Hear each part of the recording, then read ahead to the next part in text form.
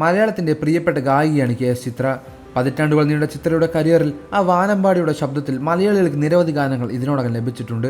ചിത്രയുടെ ഒരു പാട്ടെങ്കിലും കേൾക്കാത്ത ഒരു മലയാളിയെങ്കിലും ഉണ്ടോ എന്നുള്ളതും സംശയമാണ്.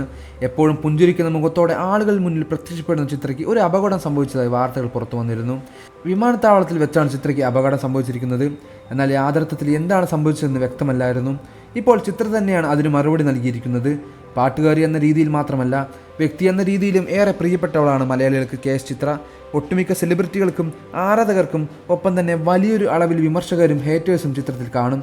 എന്നാൽ അത്തരത്തിൽ ഹേറ്റേഴ്സിൽ നിന്ന് തന്നെ പറയാവുന്ന ഒരു പ്രതിഭയാണ് ചിത്ര. ചിത്രയുടെ പാട്ടിനോളം തന്നെ മലയാളികളുടെ ആഴത്തിൽ നീർന്ന ആ പെരുമാറ്റത്തിൻ്റെയും പുഞ്ചിരിയുടെയും ഒരുപാട് സ്നേഹിക്കുന്നുണ്ട്. ഏഷ്യനെറ്റ് സ്റ്റാർ സിംഗർ സീസണിൻ്റെ പ്രധാന വിധികർത്താക്കളിൽ ഒരാൾ കൂടിയാണ് കെ.എസ്. ചിത്ര. കഴിഞ്ഞ എപ്പിസോഡിൽ പരിക്കേറ്റ് കൈയുമായാണ് കെ.എസ്. ചിത്ര സ്റ്റാർ സിംഗർ വേദിയിലേക്ക് എത്തിയത്. ചെന്നൈ എയർപോർട്ടിൽ വെച്ചുള്ള അപകടത്തെ തുടർന്ന് ചിത്രയുടെ കൈക്ക് പരിക്കേറ്റ് വീഴ്ചയിൽ തോളിൽ ഡിസ്ലൊക്കേറ്റ് ആവുകയും ചെയ്തു. അപകടത്തെക്കുറിച്ച് കെ.എസ്. ചിത്രയുടെ വാക്കുകൾ ഇങ്ങനെയാണ്: ചെറുതായിട്ട് ഞാൻ വീണു. ഹൈദരാബാദിലേക്ക് പോകാനായി ചെന്നൈ എയർപോർട്ടിൽ നിൽക്കുകയായിരുന്നു. സെക്യൂരിറ്റി ചെക്ക് കഴിഞ്ഞ് ഹസ്ബൻഡ് വരാനായി വെയിറ്റ് ചെയ്യുന്ന സമയത്ത് കുറേ പേർ ഫോട്ടോ എടുക്കാനായി എൻ്റെ അടുത്തേക്ക് വന്നു.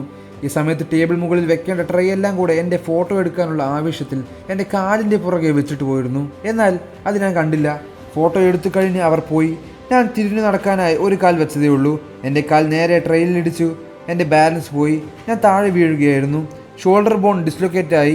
1.5 ഇഞ്ചോളം താഴോട്ടിറങ്ങി വന്നു. സഹിക്കാനാവാത്ത വേദന അസ്ഥി തുളച്ചിലായിരുന്നത് പോലെ അനുഭവിക്കപ്പെട്ടു.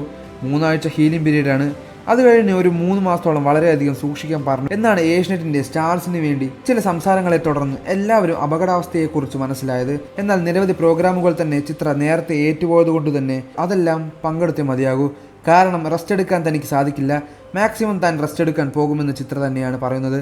കാരണം മറ്റൊന്നുമല്ല, അവർ നമ്മളെ വിശ്വസിച്ച് ഏൽപ്പിക്കുന്നതാണല്ലോ. അതുകൊണ്ട് നമ്മൾ കഴിയുന്നതിൽ ഉറപ്പായിട്ടും അത് ചെയ്തു കൊടുത്തിരിക്കണം. അവിടെയാണല്ലോ നമ്മുടെ വിശ്വാസം.